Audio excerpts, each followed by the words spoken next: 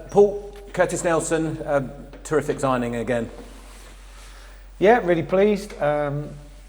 Obviously I've worked with him before, which makes it less of a risk, which is good news for us. And he brings a lot of qualities. Obviously he's a real threat in the air in both boxes. He can play, he can run, he's aggressive, but he's a really good organiser. And trained today, and the lads can hear him shouting and organising, pulling people about, and that's what you need. You need natural leaders in your team if you're going to be successful. So he's had a lot of success in his career, always looks after himself, and a really good person. So he'll be warmly welcomed, and he has been, into the dressing room. I think he's one of those players that kind of is a model pro. Is that probably the right phrase? Yeah, I think so. I mean, he demands standards, so it keeps me on my toes, I think. But yeah, if the food isn't hot enough, he'll tell you straight away. If someone doesn't pick someone up in training, he'll tell them straight away before he deals with it. So yeah, he is a model pro, and he's had the career he's had because of how he's been. So, and he's deserved it. And there's still loads of football left in him to play. So it's not like he's come here, to new pastures to retire and eat loads of grass, so to speak. He's come here to be part of something, so we're lucky that we convinced him. His fitness has always been really good. He hasn't played too much this season, but that shouldn't be a problem, should it? No, I don't think so. I mean, it will catch up with him. He had a knee injury at the end of last year that's kept him out for a bit. He's been fit and available, but hasn't been selected, so he's going to be a little bit match rusty, I think, but apart from that, he should be fine. He trained absolutely fine today. I don't think he found it too taxing. So, if selected, he'll be ready to go, I think. And he's one that, even though he's played higher level, he has played lower level as well at the beginning of his career. Yeah, he has. You're right, he has. And obviously, he was a massive part of my promotion team at Derby, and I think he ended up playing every minute of that season for me. So it just shows how consistent he is as a player and as a person. So yeah, we're welcome to the club and look forward to watching him play a part. With those other two as well, Wiles and Bete, that means you've got, again, real quality in there now. Yeah, and competition for places, which is great. It's not so great when I have to pick the team and name the squad, but it's great in training. It adds an element, I think, and I've said loads of times that if we're top of the league and we're 10 points clear, then January comes and goes and nothing happens. We're not, so we're not where we want to be. So we have to incrementally try and improve the squad and the team, and I just think them three definitely do that. And if it makes the people in front of them train harder and play better, then they've done their job without getting on the pitch, if that makes sense. But I do expect to be using all three of them pretty regularly. Any more to come in, do you think? Yeah, I think so. We haven't, parked the shopping trolley just yet. We're still trying to get people in it. So I don't foresee any in the next few days. Curtis was one that was obviously been rumbling for a while, but until you actually get them in the building, you're never sure, obviously. So it's the same with the other targets we're going for. You feel like some days you take 2 steps forward, sometimes you take 2 steps back, but we are after more targets. So we'll see how it goes. We saw those other 2 new signings against Oxford United, and they both really impressed, as they should do, because they're really good players. Certainly they should be at League 2 level. Yeah, and in fairness, that game wasn't a League 2 game, was it? It was against a Championship opposition, so I'd expect them to shine, especially in a football match, but some of the League 2 games don't look like that. So there has to be another part of their game, not just having the ball and travelling with the ball, and that's about winning it back and having it in tight areas. And in some of the games in League 2, the press is a lot quicker and a lot more aggressive than it was in that cup game. So they did do well, both of them done really well. And the nicest thing I could say possibly is I expected them to do well. So we've brought them in to make the team better, and I think they will. What about players out? Any movement on that front? No, not any movement I can discuss, but there has been, you'd be surprised to know there has been phone calls about certain players of ours who are on the periphery, and it's not about, I think you obviously you need a squad, but you need 2 in each position and no more. You need competition for place, but you also you need to see a way into the team if you're a player. So if you're a left back and you're the fourth left back, it's pointless. Like you lose motivation, and so we will. It sounds awful to say clear the decks. I don't mean it like that, but we will have to trim back a little bit in certain positions. And some of the players I've had conversations with already, and some players have had interest from other clubs. And as the month goes by, I think with all teams, they sort of get players in before they get players out, really. So, I mean, that's a bit weird thing to say because not everyone can do that, obviously. But there will be players depart, obviously. Where do you go from here now as far as the season is concerned? With these signings now, you look at your squad on paper, and it looks like it should easily be good enough for a top three. It's now probably going and doing that. Yeah, I do think it's that I've always thought it's a top three squad, and I said from the outset that we were aiming for automatic promotion. That's what we're still going for. I don't think we're a million miles off. However, if I was in charge of Swindon or Walsall or Colchester or Chesterfield, I'd say the same thing, because you always believe in what you and your coaches do, and you always believe in your dressing room. So I think there's 8 teams, maybe more, that currently think they're good enough for the top 3. So I'm not arrogant enough to think that my players have a divine right. They do not. But and fundamentally, if the league stopped today, we haven't been good enough to be in the top 3. So we need to get better at a few things, and it's a constant evolution that you're trying to improve and trying to get better at certain things. And I think we've done really well in large majority of games, but like I said, we haven't collected enough points, so I can't in any way pretend that we've got it sussed. They've got to dog it out, haven't they, in this division? It's difficult getting out of here. They've got to scrap away and just earn those points. Yeah, I spoke to a League Two manager in this summer. I spoke to 2 actually, one that had been promoted, and they both said the same thing, that look, one week you think you've got it sussed and you play really good football and win. The next week you take a crack in and you don't get a kick of the ball. And it's like, not that I've found it to that extreme, but I have found it that certain opposition, there's just more variancy of the league, I think, than possibly the league above, definitely the league above that there's loads of different ways to play, and understandably people play to their strengths. So, if you are fortunate enough at the end of the season to be promoted, you thoroughly deserve it. And I won't have any. If we're not good enough, I won't cry about it.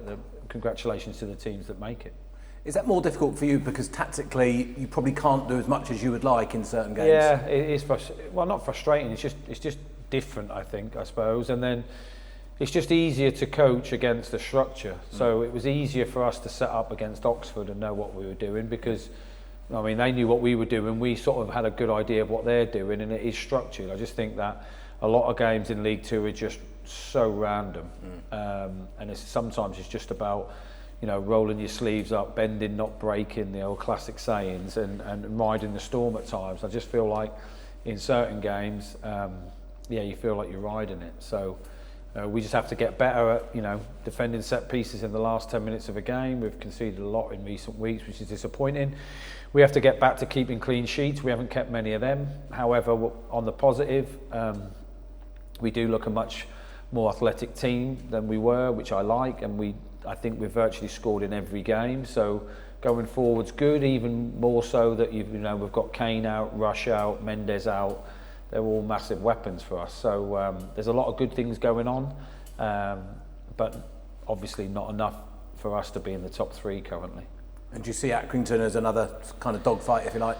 Yeah, not a dogfight. I see that as a tough game. We've watched them in 3 games. I saw them at Notts County away when they won. I think in the last 7 games they've only lost 2, and they were against Bromley and Cambridge, I think I'm right. They've won a lot of games. I think they've collected more points than we have in the last 7 games. They're an informed team.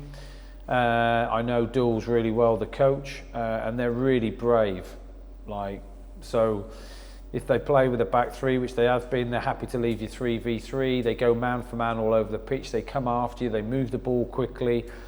They cross it from deep, and they have a real energy and vibrance about them. So. Don't be fooled by their league position. I think they're 6-7 places better than that. They just had a a difficult start to the season. Apart from beating us, I don't think they had many good results. So I'm under no illusions, and we've told the players this on 2 consecutive days now, that look, this will be one hell of a tough game, and I'm not going there thinking there's going to be a fight, because it isn't. They can play, they can run, and they're brave, and they're dangerous teams to play against. So we're going to have to be at our very best to get anything. Cool. Cheers, Paul. Thanks, mate. How's everything on the injury front going? I mean, obviously we've seen Marvin Ekpiteta out for a while, Alex Gilby out for a while. How's everybody doing? Yeah, there's a few issues.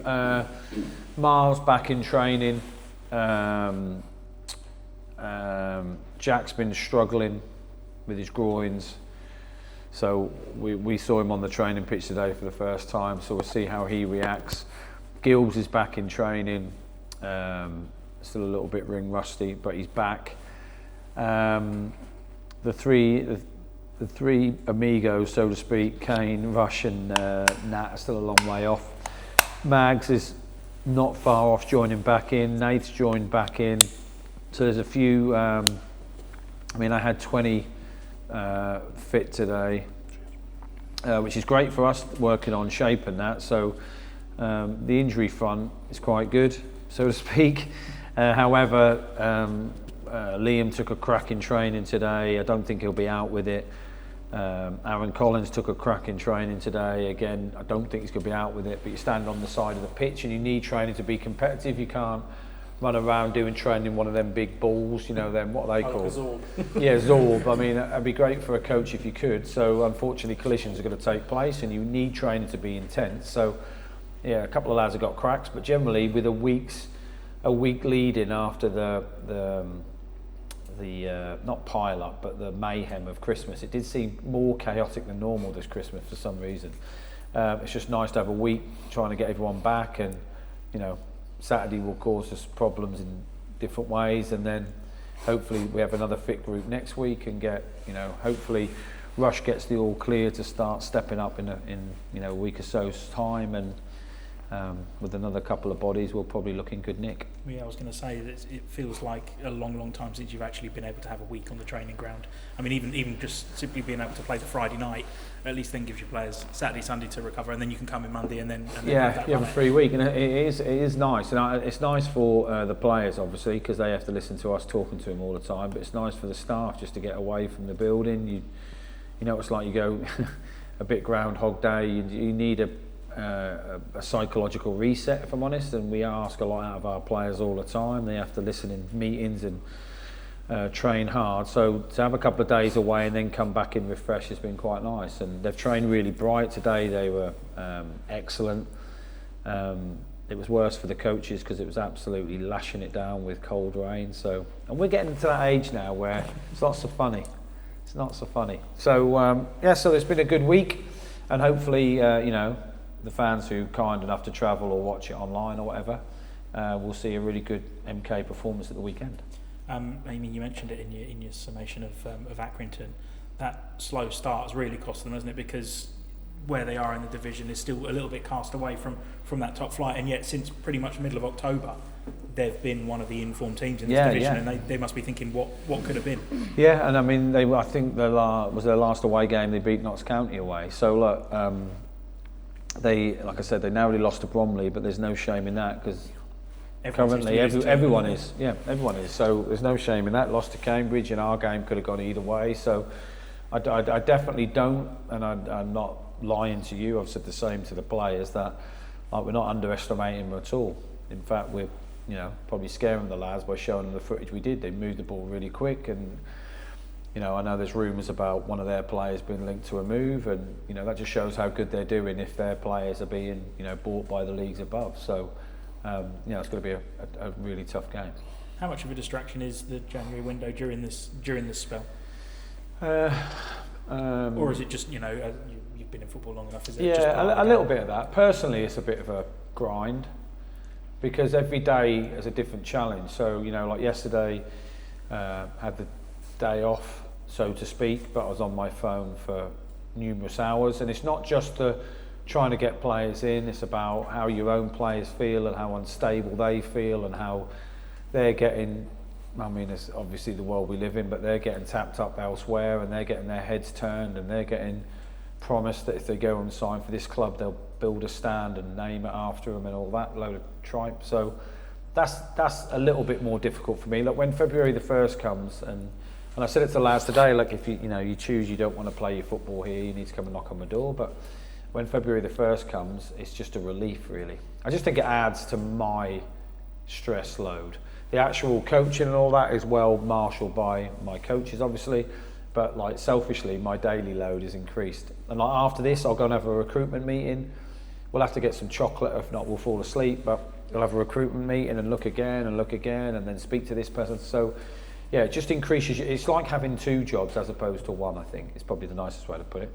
But then again, it's exciting. When you get new players in the building, you're like, it's sort of relief and Christmas Day and everything sort of thing at once. So like I knew how much Nels would improve us, like as a squad and as a team, and like you're just thinking, I just hope nothing goes wrong. And then I get told that it's out there everything's out there, isn't it? There's no point having secrets. So once it's out there, you're then thinking, which I've done before, it then tips someone else's eye, going, what, is he available? Like, how are they getting Nels? So then all of a sudden someone else comes to the party, which did happen. So you're in a constant edge state, I think. And when my phone rings and it's the owner or like the director of football, Liam, you're thinking, oh no, something's happened here. So it does add, but your main focus is always on your team, or it should be, and your next game. So that gets done, and then from like 3 o'clock onwards, it's all about the window, really. On Curtis, I think the statistic was 73 consecutive league games where he played 90 minutes under you, which is a remarkable statistic, but also one that shows how good he is and how much you believe in. Yeah. Oh, that's a really good stat. I mean, in fairness as well, he wasn't playing, in front of one man and his dog. There was 30,000 at every game. The pressures to win every game, to get promoted, and he has that mental resilience. So if you take that, anything else away from him, he has that mental drive to succeed. So like when I spoke to him after I knew it was all agreed, he was like, come on Gaffer, let's go and get promoted. That's the way he's set. He's also set in the way of, if I walk down the corridor after a performance and it wasn't great, he might well say to the lads, or to me, Gaffer, just give us 2 minutes. He's one of them who would, shoot from the hip. He's a plain speaker. He demands a lot out of his teammates, but he demands a lot out of himself. So he's an honest kid. So they're the players that when I go to bed on a Friday night, if I could have 11 Curtises, I don't know what it'd be like up front. I think it'd be horrific, but it allows you to sleep better. That is the honest truth, because I know what I'm going to get. Even if he has a bad day, I know that he'll make the people around him better, and that's a great trait to have. And it seems like he's played with half of your dressing room already. There's an awful lot of players in there that he's played with. He did seem to come in and high five everyone, and he's played against a lot as well, obviously. So he did feel straight at home. Although I've got to try and get him a peg. My dressing room's a little bit chocker at the moment, so I'm not saying he's getting changed in the manager's office. That sounds a bit strange, but I'm going to have to find him somewhere. Thanks, Paul. No worries. Hi, Paul. Hi. You wanted to start 2026 in winning form. We haven't quite done that. No. Now, in December, you told me your players' desire to win was faultless. So was that required level of desire evident to you over this New Year period? Just remind me of the games. Chesterfield, yeah. Chesterfield. Colchester. Yeah. Colchester. Oxford obviously wasn't a league game, but yeah. I was disappointed with us at Colchester, truth be told. We had a couple of injury issues. That's no excuse though. We still should not concede late on like that. But yeah, I think, as always, if you're going to be in the top 3, you just have to win and be relentless week in, week out. It doesn't matter how it looks. It's just you've just got to pick up points. I don't actually think we performed bad. I thought we performed well. Chesterfield was a tough game. Pardon me. Obviously disappointed with the goal we conceded, but against Oxford, I thought we played well. And there are like loads of really good signs, but we just got to back it up with results. And I just think that we're the width of a newspaper away from being great. But I don't think I'd knock the lads' desire. I do think at times we are definitely not aggressive enough on attacking set pieces. That I say to them all the time. I do believe that, and I do believe that in tight games, set pieces become more imperative. So I think someone said to me today that like, Arsenal have won 25 points or something from set pieces alone. But I do think in them really tight games, if you want to finish up on top, you can play poorly, but you can still win off a corner, you know, with 20 minutes to go or whatever. I think we may let ourselves down on that. That's my only real gripe. But everything else, the lads have took all the information on really well. They definitely give everything physically they have. So yeah, I think they've got desire. I just don't think we have probably been as clinical as I would like. And I appreciate that we have conceded, but I'm just of the ethos of outscoring than. I mean, I don't want to concede, obviously, but if we do concede one, I'd still expect our team to score two. It's interesting, isn't it? Because our goal difference is still the best in the league. And I think at home, we're 8 or maybe 9 league games without defeat here. But the frustration possibly is that we're taking draws and not wins. I mean, you're a seasoned pro here. Yeah. How do you turn those draws into a win? Yeah, good question, really. I think it helps definitely when you have the majority of your outstanding players fit, because then after 60 minutes, if it is tight, you can replace like for like. So, for example, this weekend, let me just give a good example without offending anyone, I suppose, but that's near on impossible. But if I started with the 3 midfielders I started last game, which was Kells, Wilesy and was it Kane? I think Connor was wing back, wasn't he? It might have been Kane. I apologise if I'm wrong. But if this week I can change that and put on, I might have been Dan Crowley actually.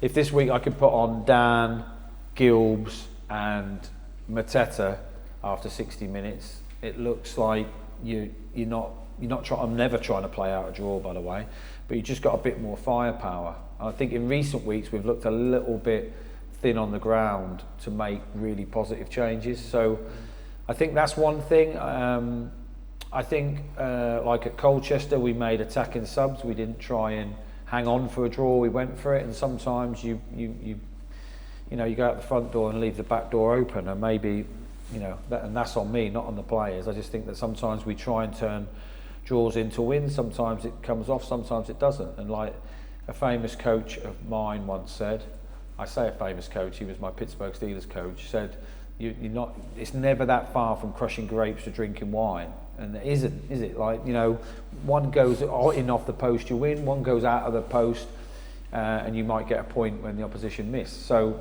I don't think we're that far off. I just think we definitely need to take our chances, which every team does, but I do think we could get better at attacking set pieces.